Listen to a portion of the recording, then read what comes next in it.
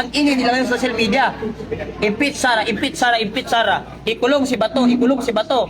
Di ba? Pero wala pa kayo na ipakulong. Yan si Bongbong Marcos, ang dami niyang pangako sa taong bayan.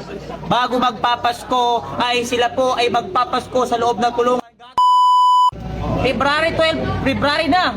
Hanggang ngayon, wala pa rin na ipakulong. Di ba?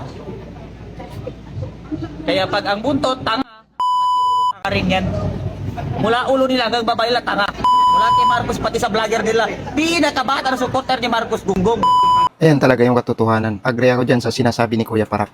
Sa dami-dami ng dapat imbestigahin dyan sa Senado o dyan sa Kongreso ng mga tunay na magnanakaw sa kaban ng bayan, bakit ang lagi nilang sinusulyo yung impeachment nila laban kay BP Sara na clear naman sa kuwa, wala naman talagang winaldas na kaban ng bayan, di ba?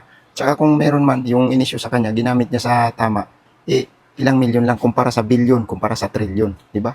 O, nasa na yung mga tunay na magnanakaw dyan? Sa Kongreso, mga congressman dyan, ilang bilyon ang mga insertion dyan, lalo na si Martin Romualdez at saka si Sandro Marcos, di ba? Sila yung king of insertion, di ba? King of pork barrel.